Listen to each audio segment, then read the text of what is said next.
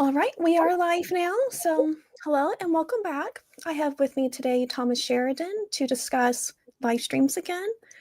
And just to pick up from where we left off from our previous live stream, where we were talking about more or less how to identify them, what they feel like, our experiences, and eventually we had touched on how to potentially create them for ourselves. And so this is what I'd like to explore today on how to create liminal spaces. For ourselves to better our lives and to just generally live in a world that we'd really like to live in. So go ahead.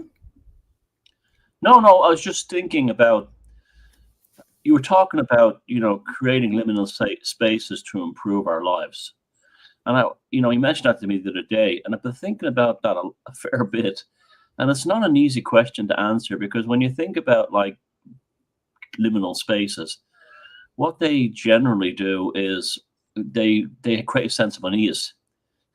There's a sense of sort of like silent foreboding or something in the background, always an element of sort of subtle tension. And other than sort of using that to learn about yourself, what your fears are, what your inclinations are, what made you feel this way, in terms of it producing something positive, other than self analysis, I really can't see how you would. Do you have any ideas of that for yourself, how we could do it? Yeah, I do see what you're meaning. I was kind of thinking creating more positive sort of liminal spaces. So those sorts that make you feel very nostalgic, but in a good way, that give you not a sense of unease, but just a comfort. So I guess it's really accessing that comforting energy that you don't necessarily have all the words for. It's like the idea of love. It's beyond words. There are words that can help to describe it, but it's more of a feeling. So that's the idea I was kind of getting at with liminal spaces, with those in particular. Okay, I think I have a better idea now what you're suggesting. Now, in terms of, I'll give you an example. I think I've found some ancient sites that have that feeling to them, that they've, so like some ancient stone circles that have, and things like that have been demarcated in a certain way, that do create that that transient feeling of one reality to the next. But do you have any ideas of how you would actually do that indoors? Like, how would you actually construct a room that might make you feel that way? Yeah, and that was the thing that I was wanting to touch on today, is how to really create that, because, we have the idea of it, that we would really like to, really wish to, create this kind of environment, but how to really, manifest it. Yeah. And perhaps feng shui, that's Okay. probably a good kind of way. But I was also kind of thinking, I guess, more of in a creative way. So like through photography, through videography. You know, I remember watching this one of your older videos on analog sorcery, Yeah. and you were talking about the differences between the analog frequencies and the digital frequencies. So I was thinking, um, would would analog prove to be a better conduit for creating a liminal space, I guess. I guess what I'm meaning is, creating a picture or a video through analog means and creating it in such a way that does produce a comforting kind of feeling. And then would we be able to, I guess, transmit that on a larger scale? Yeah, I mean, there's definitely a difference between analog signals and digital signals. Digital signals are not natural. I mean, the first one I think was broadcast by the BBC back in the 1970s, 80s as an experiment, and that would have never existed in the universe before that, which is quite ominous when you think about it, and strange, because we would have sent a signal out to space that would have been very detectable by a hostile civilization when you think about it very easily. Analog is nature. We're analog, like our bodies, our nervous system, everything like that works in an analog way. So there's a sympathetic, interplay between humans and analog electronics and analog radio frequencies. It doesn't have the same disruptive nature that, say, a digital signal would have. It's hence why you have all these like conspiracies about 5G, which I think are actually quite valid, to be honest, and this kind of thing. Now, I'll give you an example of an experiment I did a while ago. It was really a magical experiment, but I think it kind of might play into what you were mentioning. I found an old TV, an old standard, broadcast TV, and I put it in a darkened room.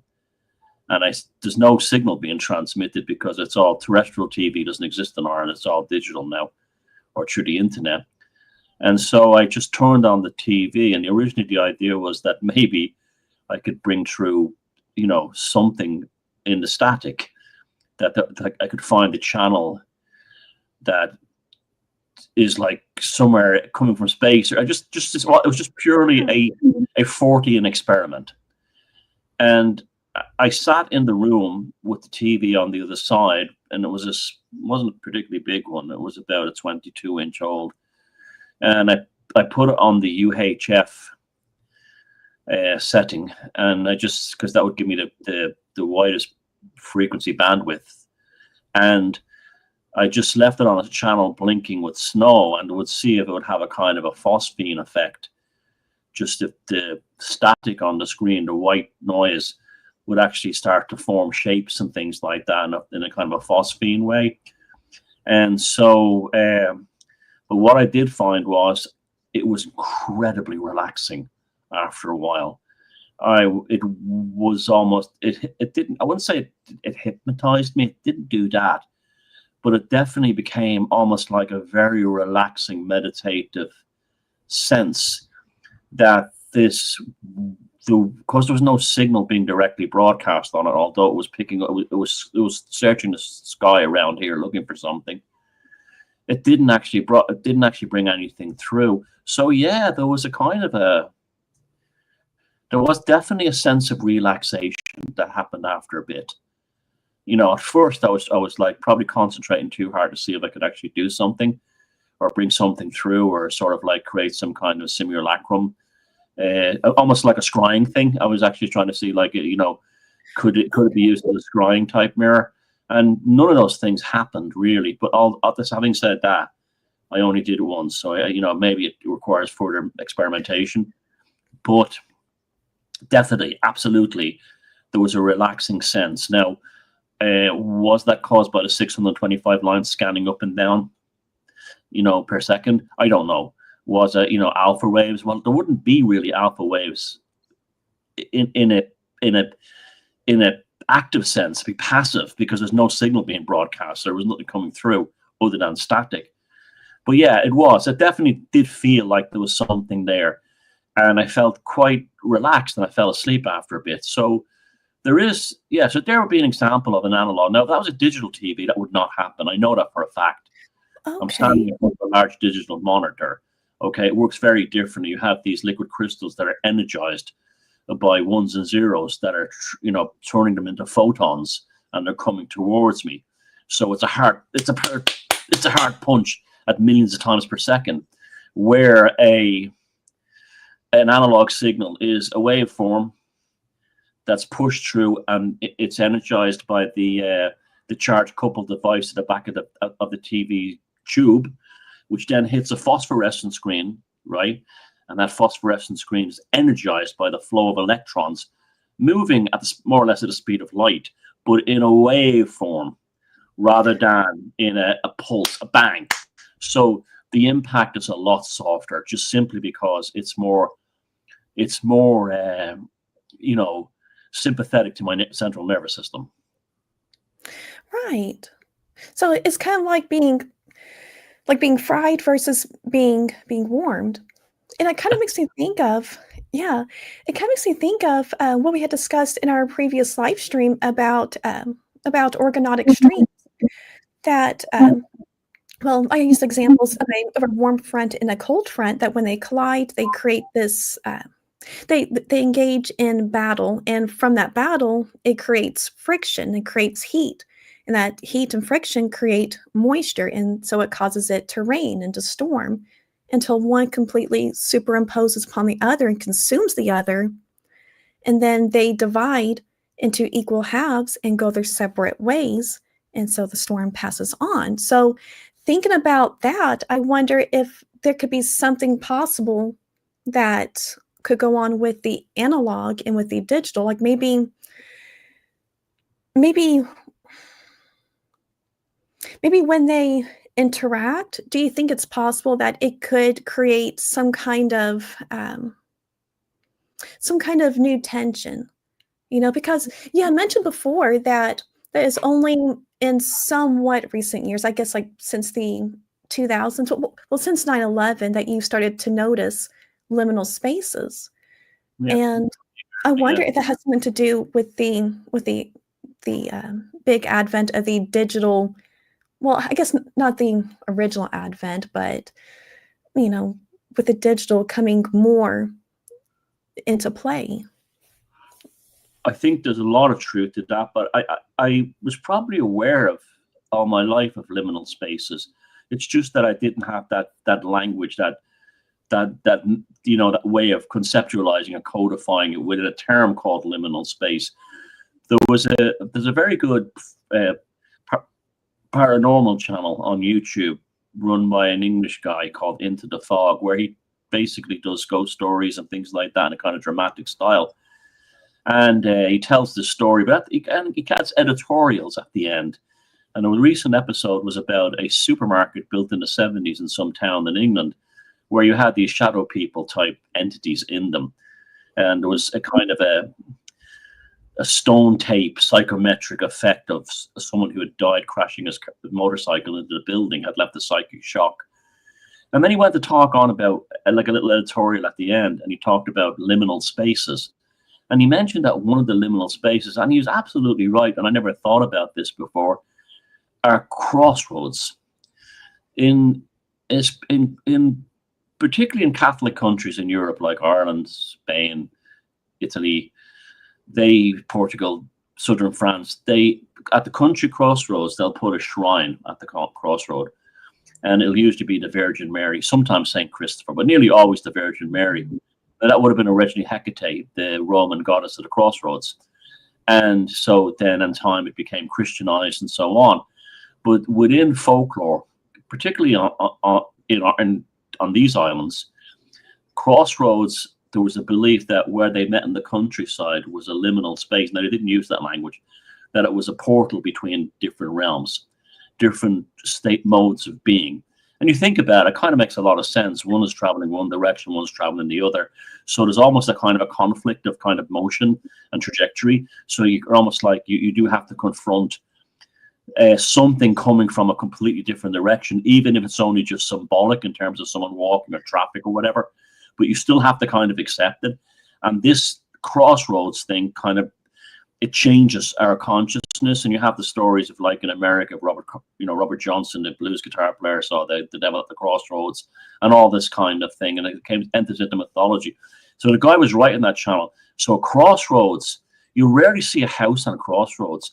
I mean, there's dozens of them just all around here. And there's very few houses at the actual crossroad itself. It's almost like it's not where you should live.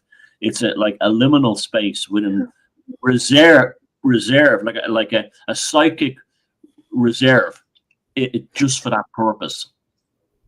That's really interesting because I was looking up the other day um, the mottos of all 50 states, and the motto for Indiana is the crossroads of America, and that's where I live. So Wow. it's kind of, yeah, it's kind of interesting to think about. And I just wonder, you were mentioning about the shrines. I guess as a sort of way to pacify those opposite streams coming into contact, to try and pacify the energy. I wonder if that is the particular way to go about creating liminal spaces. It's not just simply creating a comforting, eerie space, but you have to put something in it to try and pacify that tension. And maybe that would have a big effect on our nervous system. So, say if we were able,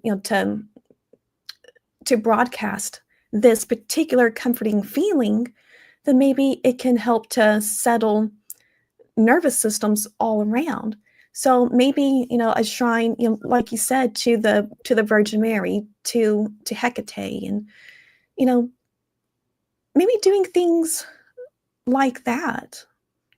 Yeah, and another thing you mentioned about you mentioned feng shui earlier on, a different culture, but I can remember visiting. There's not far from on the other side of Ireland, the Japanese government gave a gift to Ireland of a Japanese gardens, which was like a traditional Japanese landscaping with Japanese type buildings. And it's basically a public park now. You can go visit, you can go look at the traditional Japanese methods of construction in the houses they built.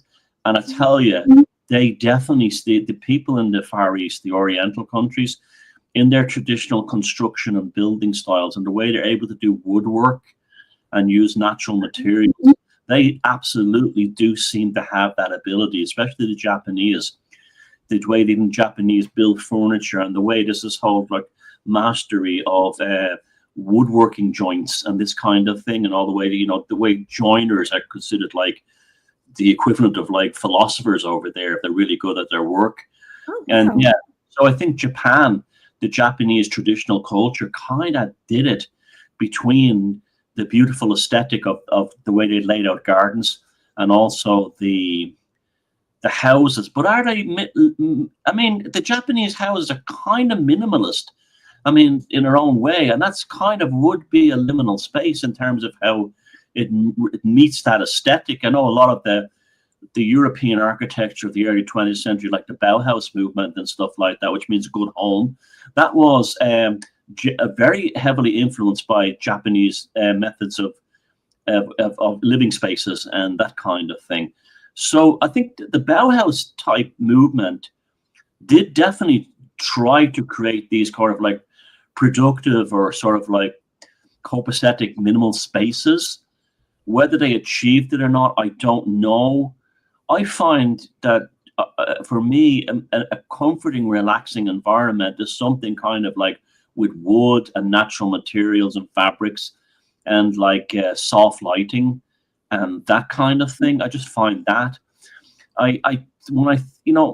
okay, there is, when I went about 10 years ago, the Modern Art Gallery around here had an exhibition about dreams and nightmares. It's one of the best exhibitions I've ever been to.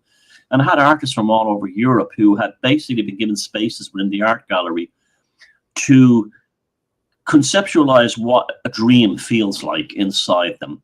And there was some tremendous exhibits. One, you'd walk into a blackened room and there was nothing there except a light, an incandescent light bulb that was going and was blinking on and off and going. And it would occasionally, the only thing it would light up in the whole room other than yourself, and very low brightness, was the pipe that the electrical cable came down into, and this round old-fashioned switch, not like a modern light switch, but like a light switch you'd see in the 1920s or 30s, the circular one. And the aesthetic that thing gave off, the simplicity of the installation, but it was like, and then I was reading in the artist's bio, I think it was a Polish woman, and she said like that an old-fashioned light switch carries with it a kind of a psychic gravitas that a modern light switch has, because you're seeing in World War II documentaries or in on old films, it has a mystique to it. Absolutely, she captured that. That was brilliant.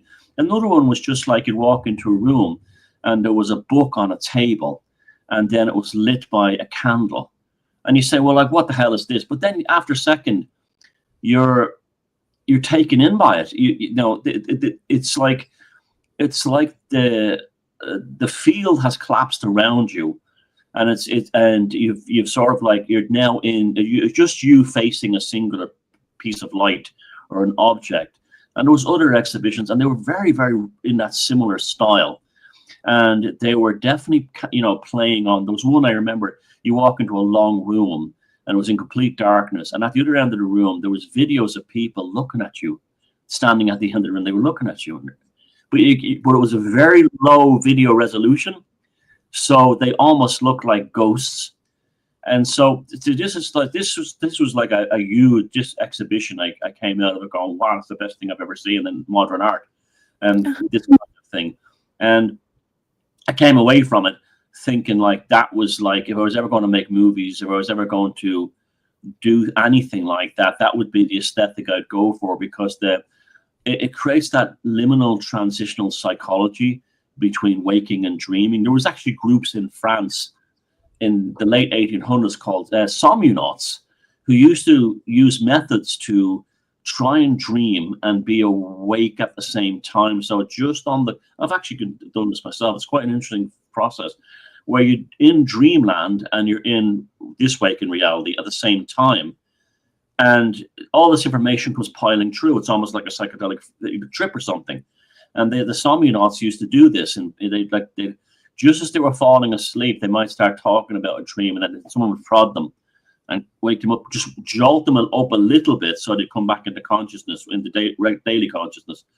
So I think it's definitely a psychological thing. There's no doubt about that. It's definitely in here. It's not out there, but out there provides a toolkit for what happens in here. And you could definitely create, you could definitely create those liminal spaces. Now, that was a powerful and positive experience for me, because I came away feeling very creative, because there was just me and almost nothing except this minimalist aesthetic. But I came out when I stepped out into the daylight, it was almost a shock to experience that as well, compared to this darkened, art gallery.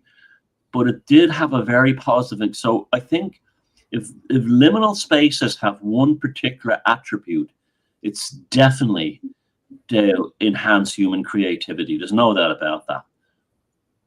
So it's kind of like that it's operating also through the analog frequencies, where it is more easily digestible. It takes its time, whereas with the digital, that'll be more of the harsh contrasts that doesn't really ease you into the experience, I'd say. Yeah. And what you're talking about the minimalism of Japanese art and architecture, and in the Bauhaus architecture, it kind of reminds me of what you were talking about the magical symbols, the one that you use, thorn, and the other one's called uacha.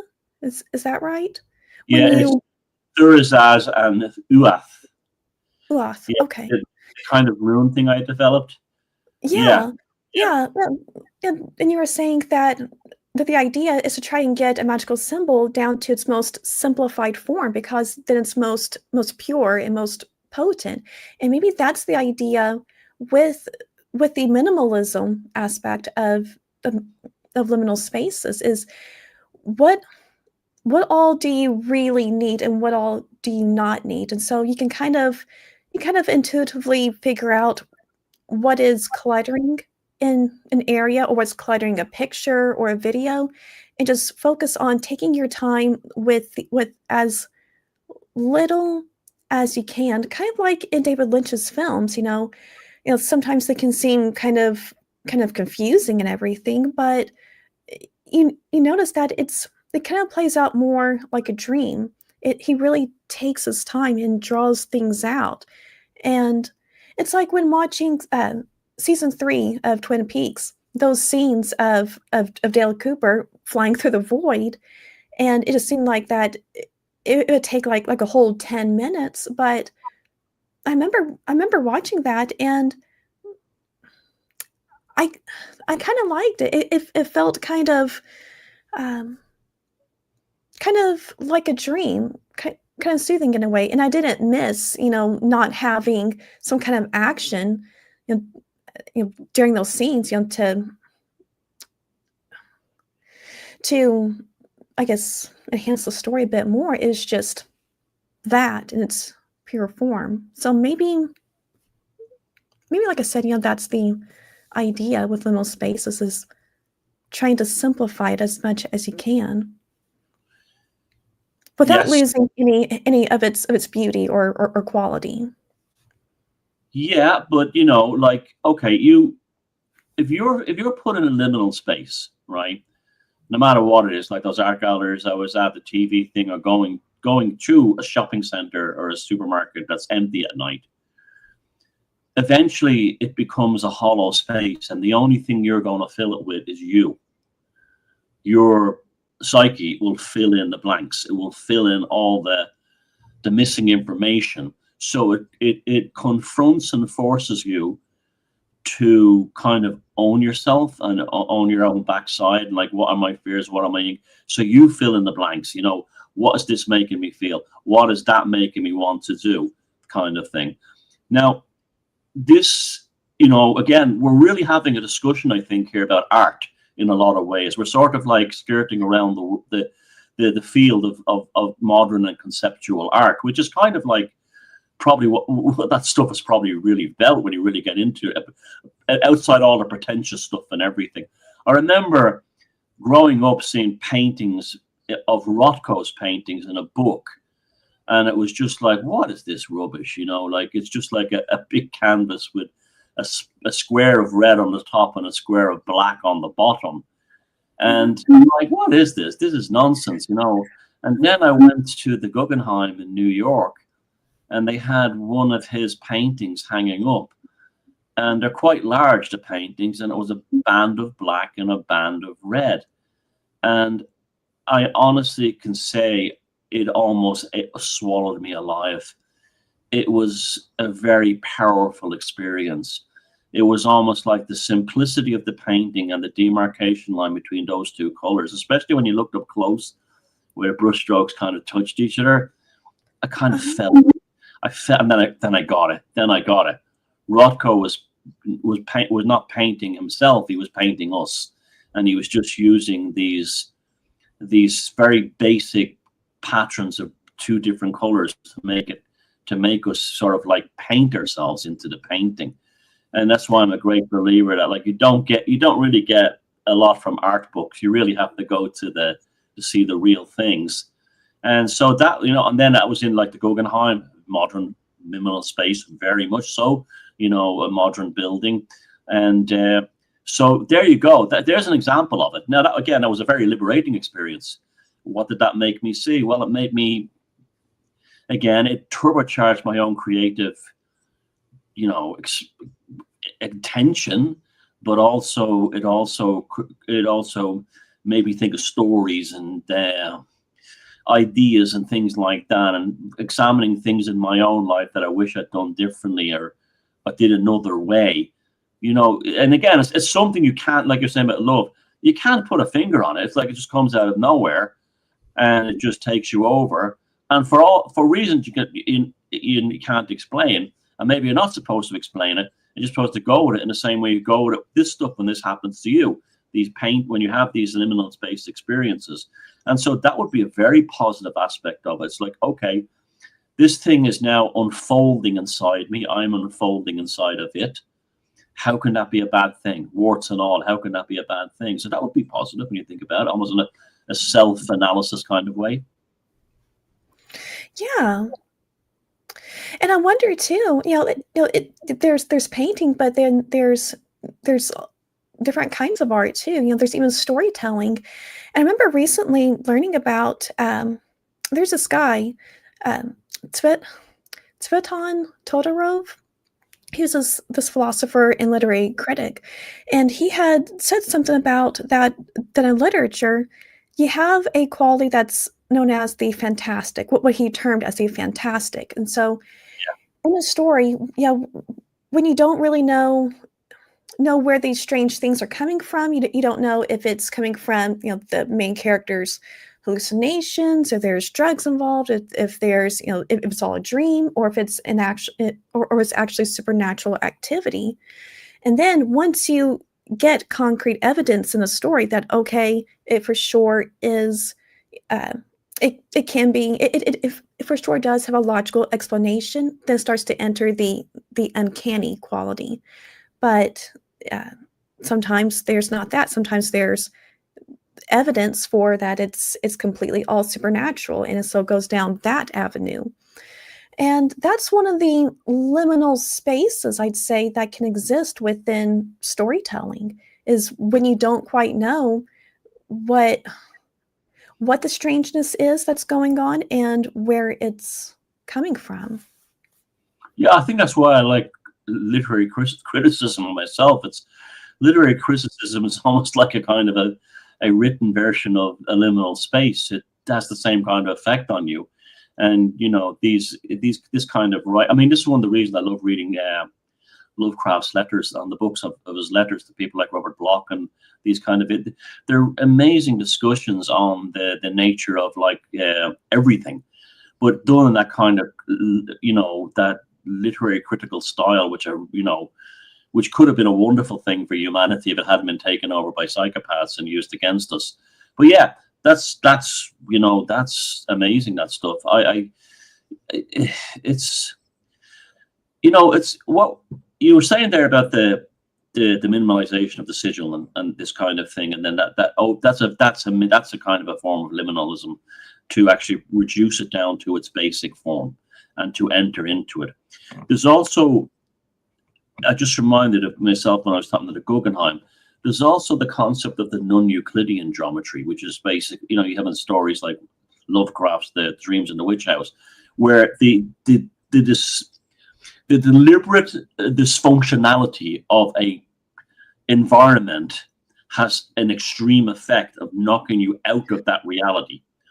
It's evolved, like the uncanny. You said the uncanny thing. Yeah, well, you said, is it uncanny, or is it supernatural, or is it psychological? I would actually, or spiritual or supernatural. I would actually say that the uncanny is almost like a ritual or a method of going into the supernatural. You're like, do you ever see dazzle? Do you ever seen a dazzle? You know what dazzle ships are?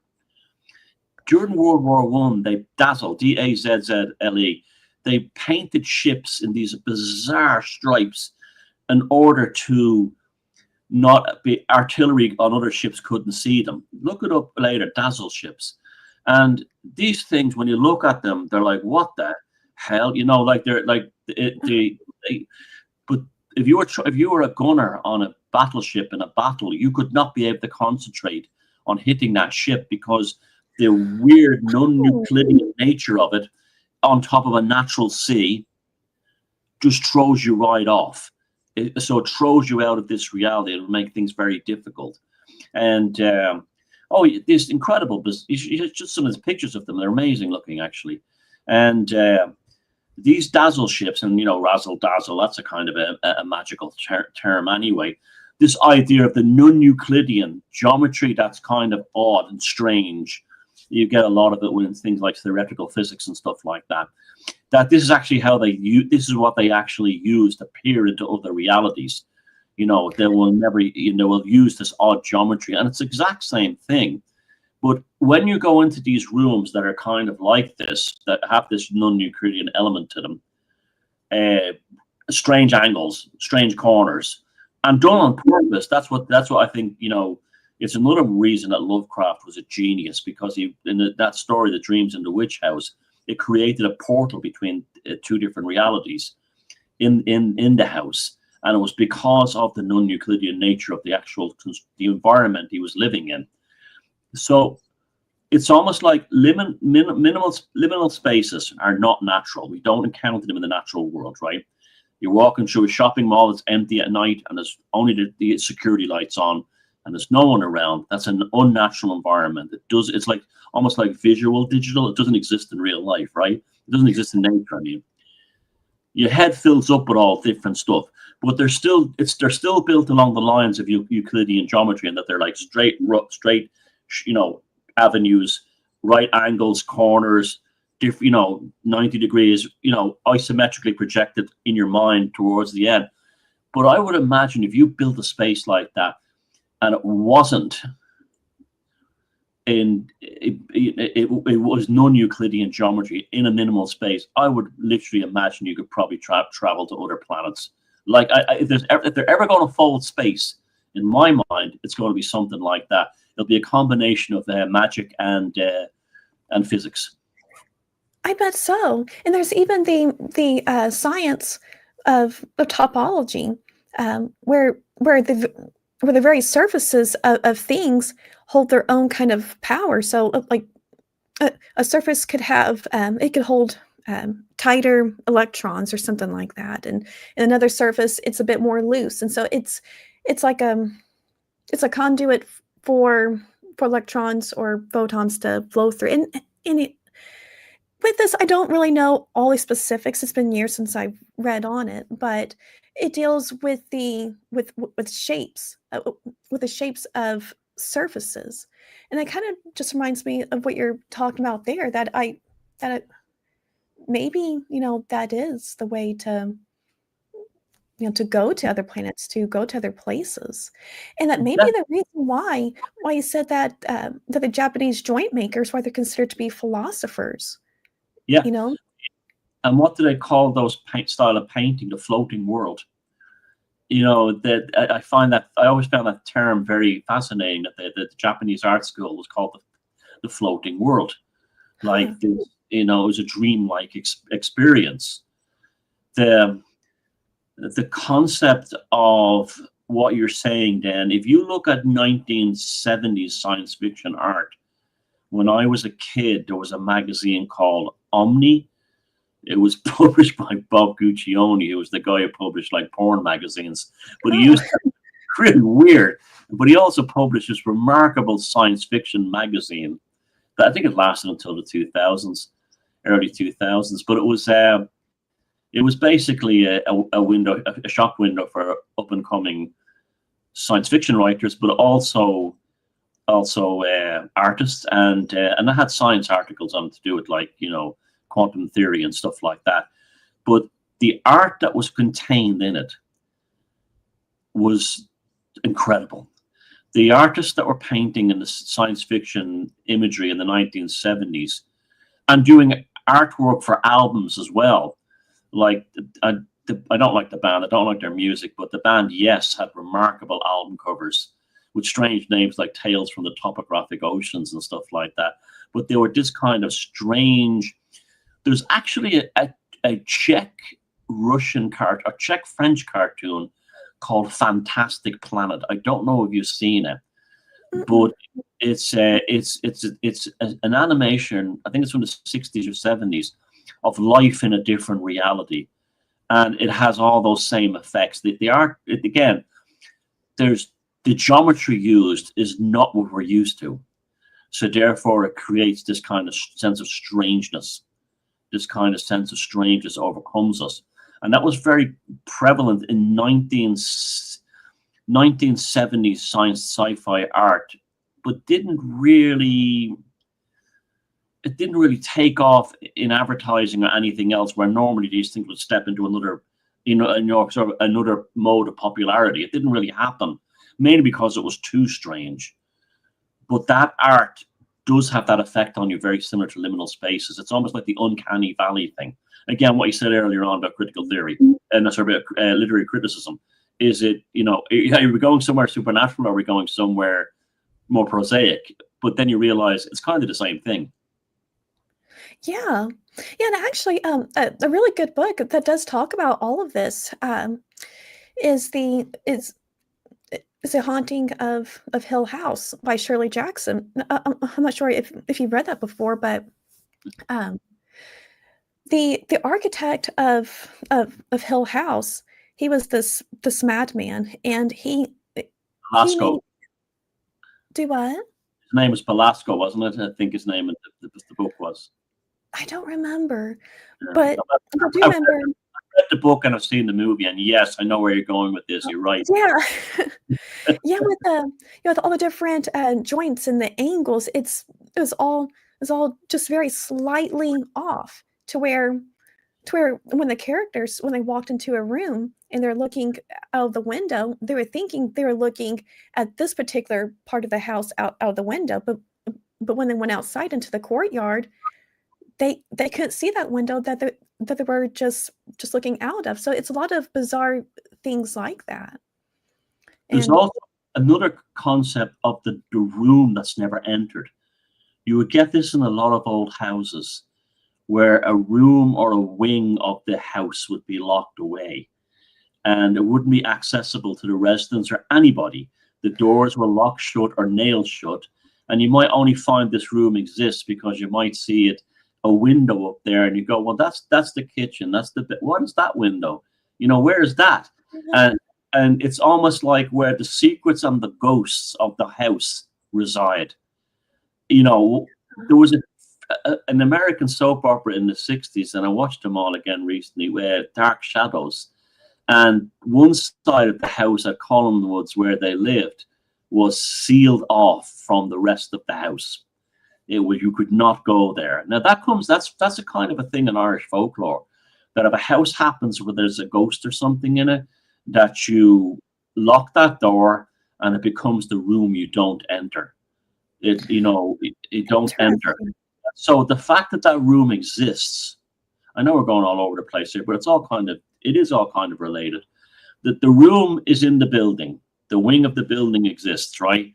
But nobody in the home enters it, right?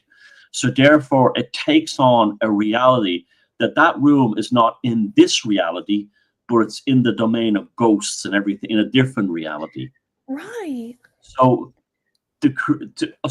for like you have a forbidden zone, right? You create a forbidden zone within your living space, a closet, the attic, whatever, and you wall it off, or you leave it off, or you shut that door, and you never go there ever again, or you stay away from it while you're living there. You're kind of creating a psychic space that is beside your reality, but it's not in your reality. And I would imagine that to be a very powerful. If you had a house or an apartment you could do that in, I'd imagine that would be quite a fascinating experiment to do. Walking by that door that will never be opened, looking at the handle that will never be turned, and what is going on behind that door that you're not privy to. I find those ideas fascinating. Do you think that could be dangerous? Like, do you think that might invite in the wrong kind of spirits to inhabit that space? Yeah, it will. It probably will. Well, it will also might invite. Well, you see, it's the whole thing. Just because the spirits doesn't mean they're bad spirits. It just means they're non-human forms. But I think if you wanted to sort of amplify the magical charge of a building you were living in, I think a room that was actually sequestered off would be a good way to do it, because you're creating an almost like a sacred space that's for those kinds of consciousness to exist in. Now there's one up the road from me here, and I walked by this house for years before my friend who lives in the town told me that one of those houses on the corner is on that street. They were built like the late 1800s, and she said there's a room in there they have poltergeist, and they locked the room off, they walled it up, and it's the front living room. And if you look in the window, all you see are the curtains, and they cleaned them and repaired them from the outside. They don't go into the room because the room is considered haunted, and there's a poltergeist. There was a poltergeist thing in there. The furniture was flying all over the place and everything. So they took the choice to wall the room off to keep the rest of the house safe, almost like building a magic circle to protect themselves. So even though something might go to live in there, it will not necessarily leave it. Chances are it won't. Kind of like a trap in a way. Yeah, like spiritual wildlife. You know, I'm a big believer there's a spiritual wildlife that just want to be left alone. You Yeah, know, that idea too. it kind of reminds me of the story of Glamis Castle in Scotland, where there's this mysterious room that nobody's ever able to find, but only the lord of the castle knows where it is, and it's supposed to be this incredibly uh, crazy haunted room that once he goes inside of it and he leaves it, he's not the same man that he once was. He doesn't laugh anymore, and There I you mean, go.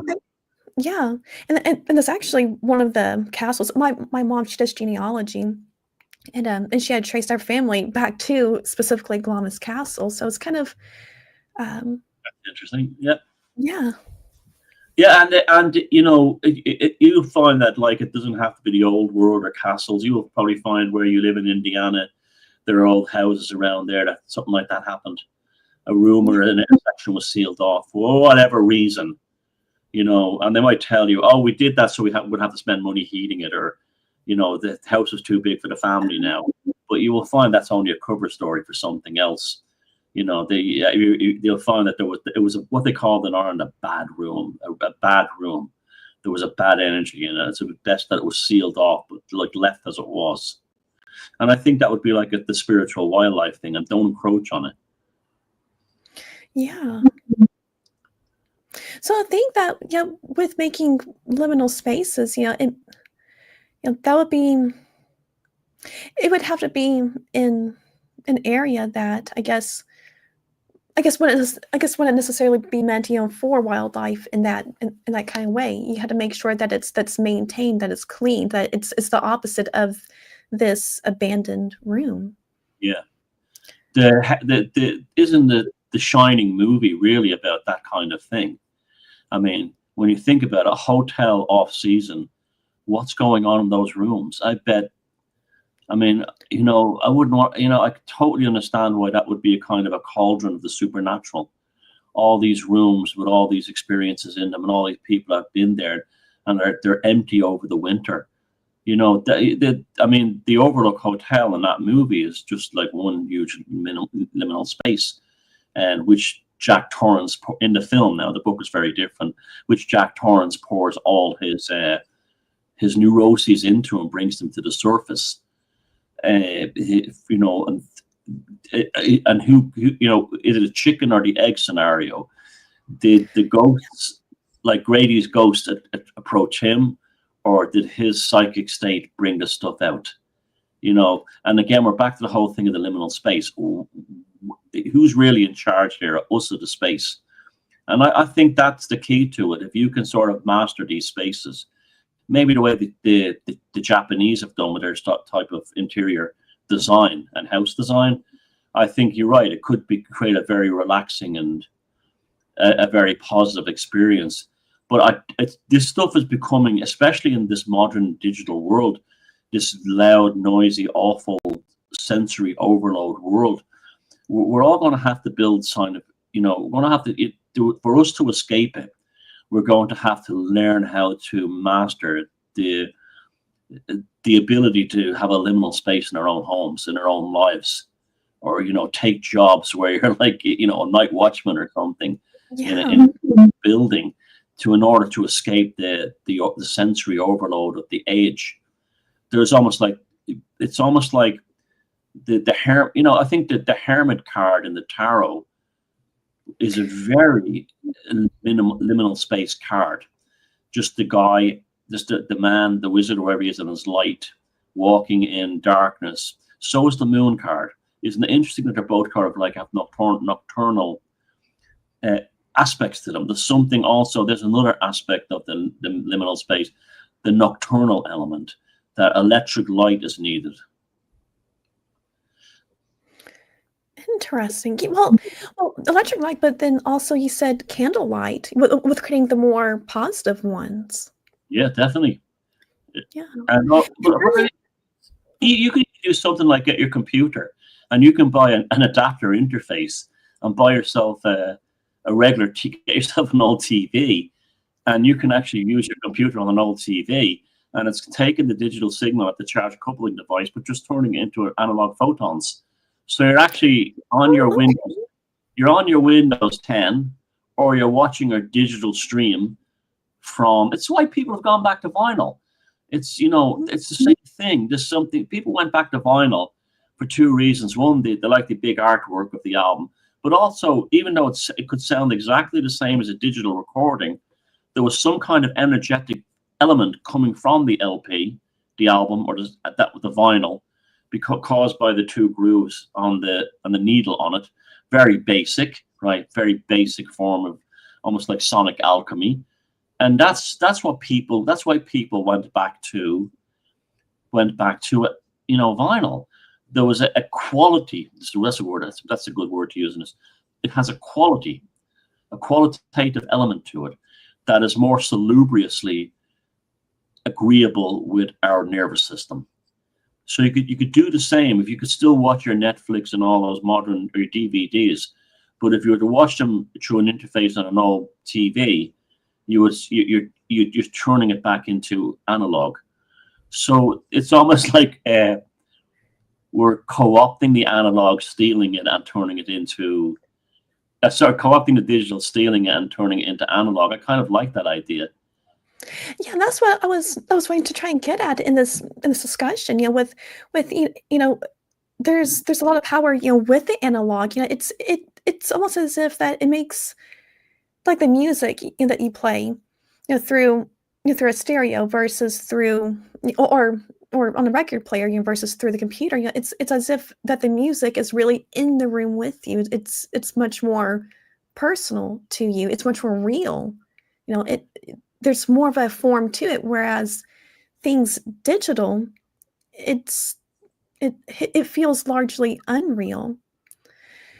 And Cinema, so, yeah, cinema, even if they use a digital projector, is still essentially an analog experience, because that LCD projector in the projection booth, even though it's a digital machine, maybe playing a file from a DVD, is projecting photons that you actually aren't aware of until they energize on the screen that you're looking at, and you're sitting in darkness.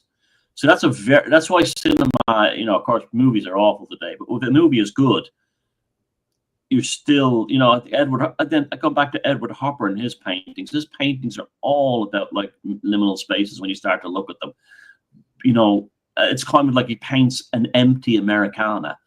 Not empty because it's bleak or anything, but because it's filled with these unanswered questions, like the characters in his paintings, like a woman who's putting something in a filing cabinet and looking at her boss, like is she in love with him? Does she hate him? This kind of thing. There's a painting by Andrew Wyatt called Christina's World, of a woman who apparently is like lounging in the grass below her house in this kind of like idealistic New England scene. But when you find out later on that Christine is paralyzed from the waist down, and she literally can't get back to the house without help, the painting takes on this whole other thing, So there's suddenly you develop this compassion for this woman, where before you might think it was like a lover had painted his girl lounging on the field outside her house. No, it was a paralyzed woman trapped. and that's the thing about titles and names. When you can give a name or a title to a painting or to a song or to a video, it's like it tells the viewer how it should be interpreted, and it can take on a whole new characteristic, like you're talking about. Yeah, and then we have the liminal space thing. What is that really about?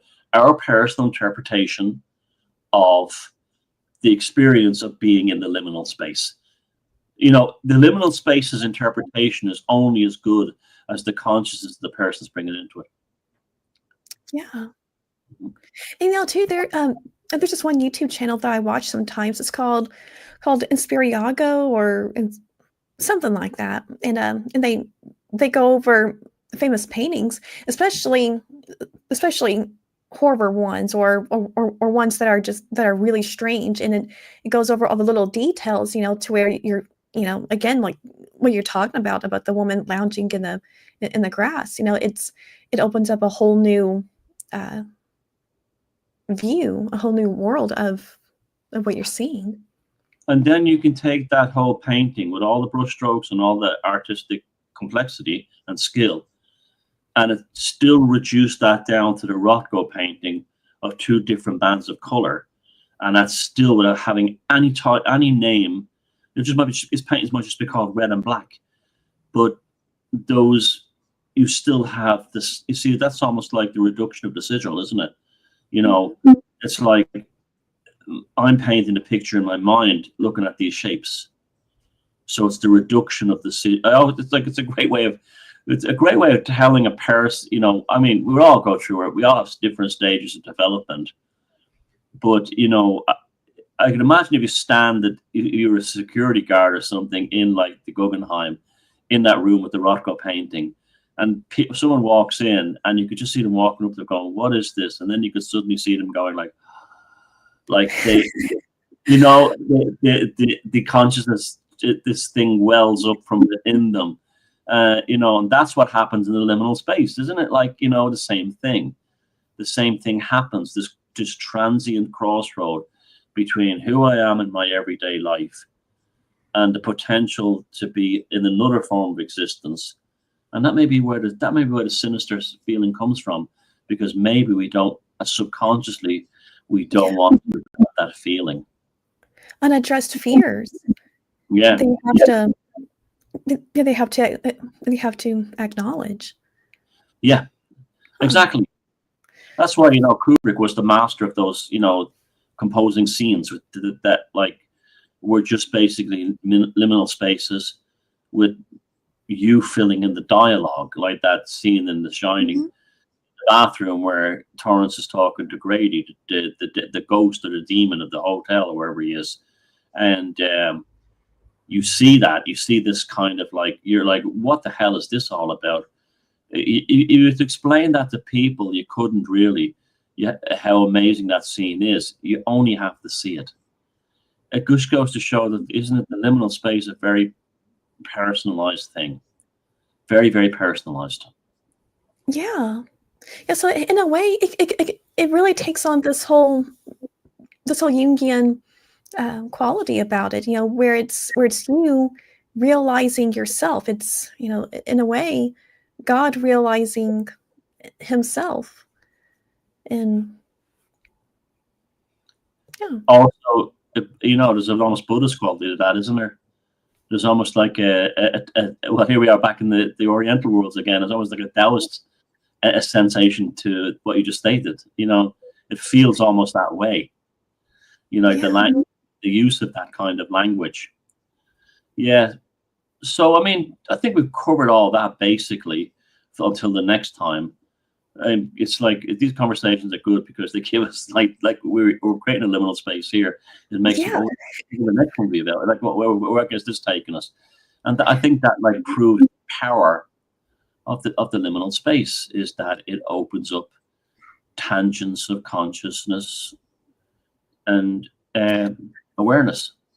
Maybe that's the infinite that people are looking for, in the New Age, to talk about the idea of oneness and being at one, being everywhere at the same time, that sort of thing. But maybe they just kind of got it wrong. Maybe they have the right intent, but they don't know how to really go about it, how to really access that infinite. And maybe it's in those more subtle ways, as such as liminal spaces. Yeah, it was like the Frankenstein novel. You posted some things from that recently. Where did Frankenstein's monster go to live in the Antarctic, in a place of nothing? Because that was the only, a blank. He couldn't exist in this reality because he wasn't from this reality. He was a reanimated corpse or parts of corpses. He had to go to the Antarctic in order to find that blank canvas to be himself in this world. Yeah. It's a very, very deep novel. Like I know you know that, but like other people listening to this might, Mary Shelley was almost like a shaman in some ways for her time. Yeah, that's how it reads to me, and I haven't finished it so far. I'm nearly done with it, But yeah, it's a really phenomenal read for me, and I really like how it's a story within a story within a story. You don't really get that too much anymore Yeah, today. It's more of just a direct story. Here you go. Next book is coming out soon, kind of thing. But I really like that thing. the even the creation of that novel and the Gothic movement came out of a liminal space caused by the year without summer, where it was a volcano in Indonesia, I think, that covered the earth in volcanic ash, and they all went to Switzerland to try and deal with this depressing world, the world without a summer. And that's where, so they were in this chalet in Switzerland, and they started writing ghost stories as a kind of a competition. And so even that was a kind of a liminal space, which, so I Interesting. found out about. Yep. Yes, kind of like um, I learned something recently about how the Victorians, how they would celebrate Christmas. They would read ghost stories, like how you read ghost stories during Halloween time. That was And it even makes sense, huh? that was that was even common when I was a kid. Like I can Oh, remember huh. between Christmas and New Year's, there was not a lot to do. I can remember relatives would come over and visit, and invariably they would talk about ghost stories or supernatural experiences. Just not, it just happened by default. And that was like, in fact, I was a little kid. I used to like look forward to this. And if Uh-huh. my aunts came over, and I would say, we sitting there and we talk about all kinds of things, and I'd say, tell us about the time the devil appeared at this dance hall. It was like I'd wanted to hear that as a kid, but even when I was a little kid, that was still going on. That was still the norm. Well, that's nowadays. There's not so much of the magic has been lost from the world. If I was rich enough and I'd go find an old wooden house somewhere in New England, and just live in it and live like people lived back then. That kind of way. Okay. I could do that, and I would literally, I would revere. That was a sacred space. That was now there. It was when I was growing up. There was a liminal space for you. The days before growing up, especially in Ireland, then the days between Christmas Day, well, not after Christmas Day, St. Stephen's Day, what they call Boxing Day in England, and New Year's Day was an absolute, everything was closed. All the stores were closed. Most Mhm. restaurants were closed. You couldn't really do anything. And it was often dark and cold. So you would just automatically be spiraled into the mystic, as they say. Interesting. I remember growing up, we didn't tell stories at Christmas or after Christmas, but I do remember on New Year's, on the Sci-Fi Channel on TV, they would play back to back Twilight Zone episodes, Yep. starting off with the very first one all the way to the very end, and that was something that I always really looked forward to as a kid. The BBC, up until the early 90s, used to have a ghost story at Christmas, and they would often hire well-known actors to make it like an hour, and they're all on YouTube, and one of the best ones ever. They're so fantastic, all of them. They would really have the best writers and the best actors, and it was a ghost story that they would usually play at that period of Christmas between Christmas and New Year's. And one of them was The Signalman with Denham Elliott. I've done some talks with Greg Moffat on his Legalized Freedom channel about these kinds of experiences we had growing up. But yeah, I mean, it was culturally entrenched. The whole, that's Dickens and Scrooge and the Ghost of Christmas, this, that, and the other. That was, that Christmas was more of a time of ghosts than it was of Jesus when I was growing up. Funny enough, and I kind of wish it still was, because there was a tremendous amount of magic. I mean, you had like in the countryside wren boys who would go around dressed in kind of costumes that went back to pagan times, and they would sing songs about the wren being the king of the birds. And the modern world really has robbed everywhere, even in America. has robbed us of so much magic that was a part of growing up.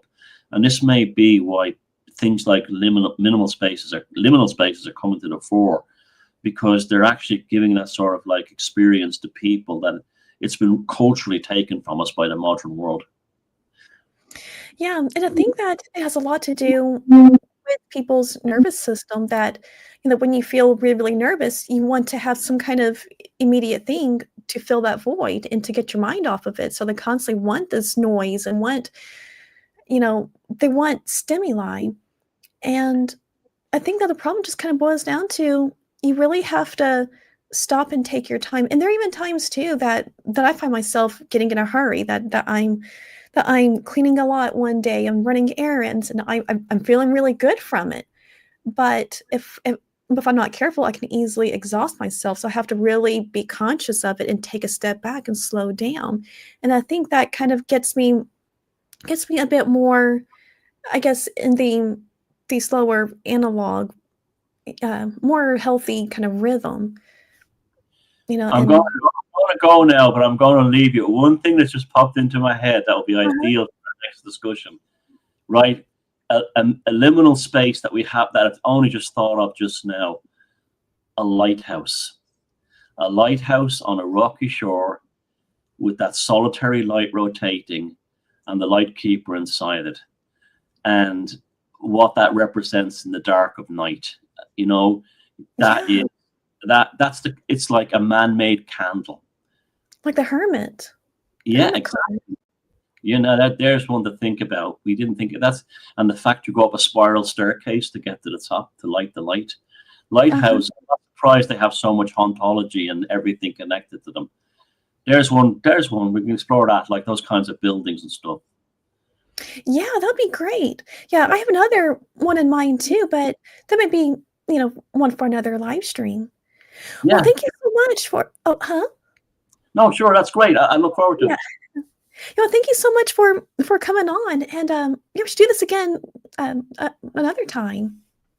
Yeah, definitely, because we're actually, I think we're pulling some gems out of the earth here that are definitely a lot of exploring by as well. So let's keep it going.